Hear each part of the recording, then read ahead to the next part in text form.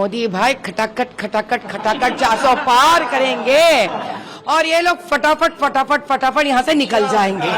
ये आरक्षण निकाल भी देना चाहते हैं और दिल से, जान से, खून से कॉन्स्टिट्यूशन का रक्षण करना चाहते हैं। राहुल भैया की पढ़ाई में कहीं तो गड़बड़ हो गई है। ये मैं कह रही हूँ, ये लोग भोकला गए हैं। सुनो भाइयों, या प्रधानमंत्री जी का अपना मेडिटेट करने का, ध्यान करने का हक भी निकाल के फेंकना चाहते हैं। तो मैं रमजान के तहत हजरत अली साहब के जुलूस में गई, उसका तो किसी ने, कोई हमारे हिंदू भाई कंट्रोवर्सी नहीं किया ना।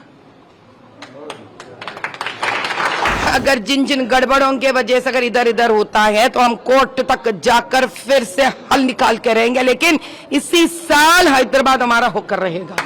जाग गया भारत देश, जाग गया भारत देश, अब नहीं चलेगा ये सब यहाँ पर। बस हम कहना चाहते हैं कि हम बहुत भाग्यशाली है कि काशी के नगरी में हैं हम, और बाबा शंकर भगवान काशीनाथ का आशीर्वाद भी है हमारे लिए, क्योंकि जैसे हम आए तब से यहाँ के लोगों का प्यार और यहाँ के लोगों का स्नेह इतना है कि हम, ऐसा लग रहा है हम अपने मायके आए हैं, कोई दूसरे जगह है नहीं। इतना प्यार और इतना जोश, जिस प्रकार से सूरज का गर्मी ऊपर निकलते जा रही है, इतने ही इनके अंदर ऊर्जा प्रधानमंत्री के लिए बढ़ता जा रहा है। बस हम क्या कहें। आप लगातार जो है जनता से मुलाकात कर रही है, काशी में पिछले दिनों से आप हैं। अब की बार 400 पार पीएम का स्लोगन, और दूसरी तरफ दो युवा नेता अखिलेश और राहुल खटाखट खटाखट खटाखट। भैया इनका कहने का मतलब है मोदी भाई खटाखट खटाखट खटाखट 400 पार करेंगे और ये लोग फटाफट फटाफट फटाफट यहाँ से निकल जाएंगे।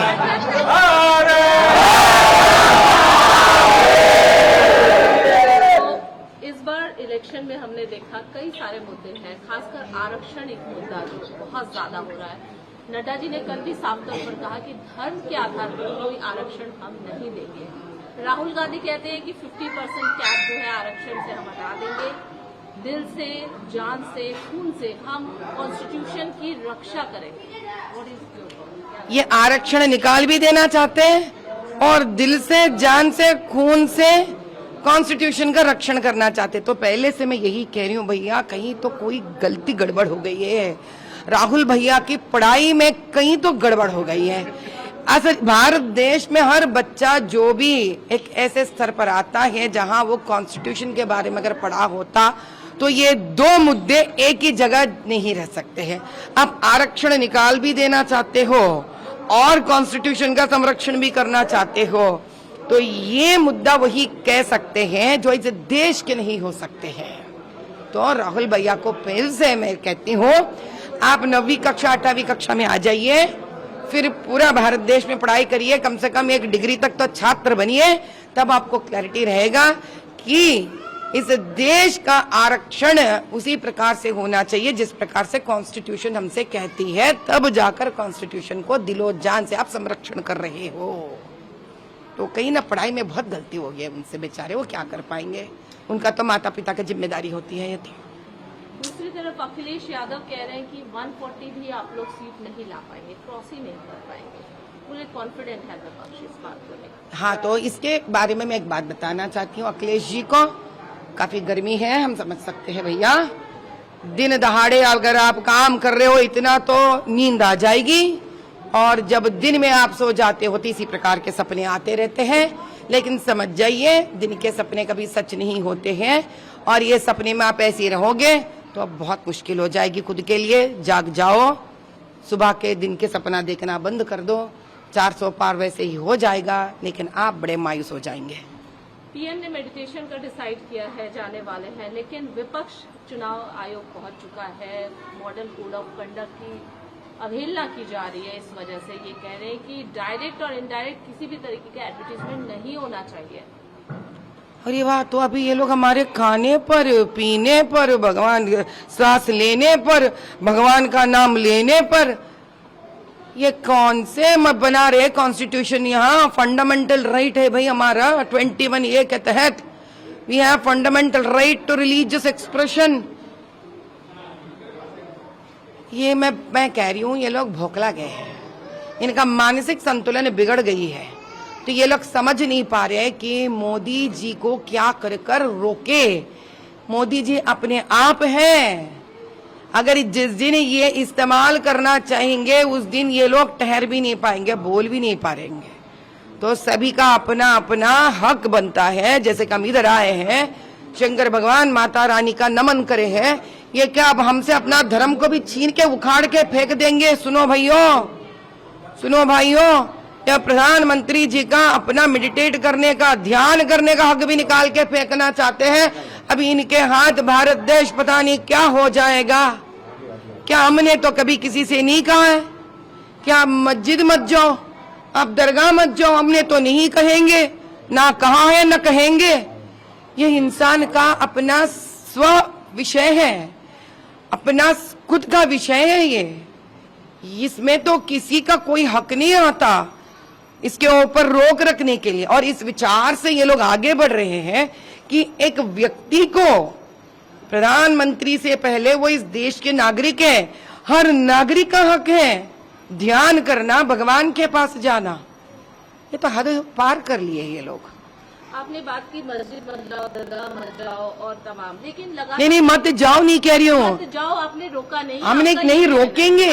लेकिन सभी को जाना है, अपना अपना तीर्थ स्थल जाना है, अपना अपना प्रार्थना जगह जाना है, कामनाएं करना चाहिए लोगों के लिए, खुद के लिए अच्छी बात होती है। बिल्कुल यही बात है कि बीजेपी ने किसी को किसी भी धर्म के लिए, किसी अनुयायी के लिए कहीं नहीं रोका है। लेकिन ओवैसी साहब कहते हैं कि आप लोग जानबूझ के, आप लोग मुस्लिम विरोधी हैं, लगातार यही कह आ रहे हैं। सीए के लेकर जिस तरीके से कानून लेकर आए हैं, आप लोग मुस्लिम विरोधी है, ये क्लियर आप लोग पर आरोप लगा है। इस इलेक्शन में आप लोगों के पास कुछ नहीं रहा, पीएम के पास कुछ नहीं रहा, धर्म को मुद्दा बनाया गया, कैसे देखें? भैया पहले हम ये की कहेंगे असदुद्दीन से, आप इधर आकर या नेशनल लेवल पर आप जो मुद्दे उठा रहे हो ना, शायद यहाँ के लोगों को नहीं पता, तो हम इनको बता देते हैं कि सबका साथ सबका विकास नारा लगाने वाले प्रथम प्रधानमंत्री हमारे मोदी जी हैं। ट्रिपल तलाक हटाकर मुसलमान औरतों का संरक्षण करने वाले प्रथम प्रधानमंत्री हमारे मोदी भाई हैं। यूसीसी के तहत मुसलमान बहन को भी अपना हक मैके में दिलाने वाले प्रथम प्रधानमंत्री हमारे मोदी भाई हैं। विदेशी मुसलमान जो खुद के इस्लाम देशों से निकलकर, वहां से फेंके हुए लोग निकलकर भारत देश में आकर हमारे मुसलमान भाई बहनों का रोटी छीनने वालों का बंद करने वाले हमारे प्रथम प्रधानमंत्री मोदी भाई हैं। और जो असदुद्दीन ये सारे बात करते रहते हैं ना, मैं कहती हूँ पहले उनके कॉन्स्टिट्यूएंसी जाइए, गली गली मोहल्ला मोहल्ला जाइए, आप खाना खा नहीं पाएंगे। आप वो देखने के बाद 40 साल उनसे राज कर रहे हैं वहां पर, ना कोई मुसलमान खुश है ना कोई हिंदू खुश है वहां पर। पहले भैया खुद का जगह साफ करना सीखो। माधवी में बहुत कंट्रोवर्सी रहा आपका हैदराबाद का इलेक्शन, आपके नाम पे कभी आपने धनुष उठा लिया तो वो न्यूज बन गई, कभी ये कहा गया कि आपने बुर्का हटा के देखा, जब हालांकि आपने आधार कार्ड के देखा था, लेकिन बहुत सारी कंट्रोवर्सी हुई। कैसे देखते हैं इस तमाम? तो मैं रमजान के तहत हजरत अली साहब के जुलूस में गई, उसका तो किसी ने कोई हमारे हिंदू भाई कंट्रोवर्सी नहीं किया ना। ये है हिंदू, किसी ने कंट्रोवर्सी नहीं किया है।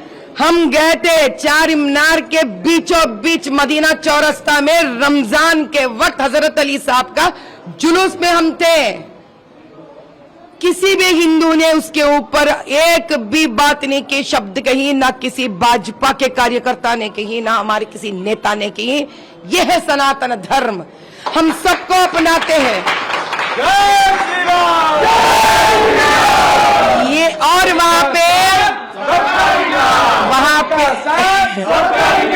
और वहां हमको न्योता देने वाले अपने शिया भाई हैं, वहां हमको न्योता देने वाले हमारे शिया भाई हैं। तो भैया मैं बताती हूँ, ये असदुद्दीन जो है ना, ये लोगों को डर लगने लग गया क्योंकि उनके नीचे का जमीन खींच लिया जाएगा, क्योंकि अब मजहब के नाम पे ये देश नहीं चलेगा। ये सबका साथ सबका विकास के नारे पे देश ये चलेगा। इसी से डर जाते हैं ये लोग, तो बार बार बार बार ये मुद्दा उठाकर वो लोग समझते हैं खुद का मुसलमानों का वोट्स पोलराइज करेंगे, लेकिन ये ऐसा नहीं होगा, क्योंकि आज इस देश का मुसलमान जान गया है, भारत देश का हर मुसलमान ये बात जान गया है कि वो भी इस भारत माता का बच्चा है जितना इस हिंदू इस भारत माता का बच्चा है, और इन दोनों का हर प्रकार का संरक्षण करने वाले बड़े भाई हमारे नरेंद्र मोदी जी है। सबका साथ सबका विकास, सबका साथ सबका विकास। 40 साल का किला ओवैसी जी का भेद पाएंगे हैदराबाद में, क्या लग रहा है, कितनी कॉन्फिडेंट है आप? हम 100% कॉन्फिडेंट है। अगर जिन जिन गड़बड़ों के वजह से अगर इधर इधर होता है तो हम कोर्ट तक जाकर फिर से हल निकाल के रहेंगे, लेकिन इसी साल हैदराबाद हमारा होकर रहेगा।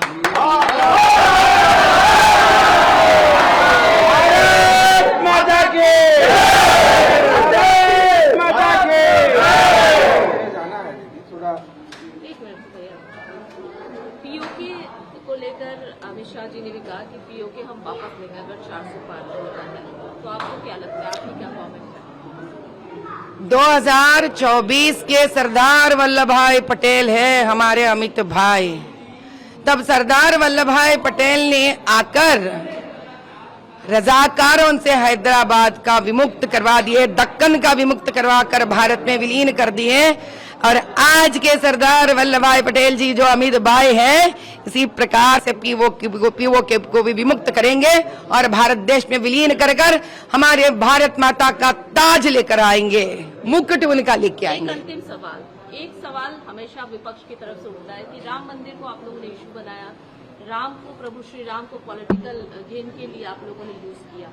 एज यू आर ऑल्सो, आप एक हिंदुत्व लीडर के रूप में जिस तरीके से आप उभर रहे हैं, आपका क्या कहना है इस पूरे मामले में? हिंदुत्व लीडर बोल रहे हैं आप, तो किसी न किसी मजहब में तो मुझे जन्म लेना पड़ेगा ना, तो कौन सा मजहब में लेने के बाद आप बोलोगे मजहब का नाम नहीं लोगे मेरे साथ, बताइए। आज का ये भी पाप हो गया हमारे लिए कि हम हिंदू जन्म लिए, बार बार हिंदुत्व हिंदुत्व हिंदुत्व बोलते हैं आप। तो अमीर के पास जाके बोलिए आप अमीर है, अमीर है, अमीर है, अमीर है, तो गरीब के पास भी जाके बोलिए आप गरीब है, गरीब है, गरीब है, गरीब है। कम से कम बच्चा जो बेचारा गरीब दलदल में है पूरा भारत देश और विश्व जानेगा। अरे यार, ये तो गाली का जैसा हो गया हिंदू बनना। क्या हिंदू हिंदू हिंदू हिंदुत्व? आप पूछिए हमसे, हमारे नाम से, माधवी जी आप क्या समझते हैं इसके बारे में? हम तो किसी मुसलमान के पास जाके नहीं कहते आप मुसलमान है, मुसलमान है, मुसलमान है, मुसलमान है। ये क्या मजहब का नाम लेकर इंसान का आप इतना तौहीन कहते हैं ना, आप नीचे गिरा रहे इंसान को। भाई हम आपसे एक ही बात कहते हैं, जिस दिन ये लोग बाबरी मस्जिद का मुद्दा उठाए, जिस दिन ये लोग ज्ञान वापी का मुद्दा उठे, तो ये लोग पॉलिटिक्स नहीं बना रहे थे उस मुद्दे से। कौन तोड़ा है इन मंदिरों को? कोई अपना मुसलमान तो नहीं तोड़ा। इस भारत देश में जन्मा मुसलमान तो नहीं तोड़ा, क्योंकि कभी भी भारत देश में जन्मा मुसलमान नहीं करेगा ये काम। ये क्या उस विदेशियों ने, मुगलों ने, आप उनका साथ देते हो? क्या है असद का दर्द, तकलीफ मुझे समझ में नहीं आता। खुद के मुसलमानों को, खुद के कौम के लोग यहाँ बढ़ नहीं रहे हैं, पढ़ाई नहीं हो रही है, नौकरियां नहीं है, लोगों को लड़के यहाँ दल में है, इनके बारे में सोचना नहीं होता आपको? बार बार आप रोहिंग्यों के बारे में बात करते हो, पाकिस्तान से टेररिस्ट के बारे में बात करते हो, मुगलों के बारे में बात करते हो। जाग गया भारत देश, जाग गया भारत देश, अब नहीं चलेगा ये सब यहाँ पर।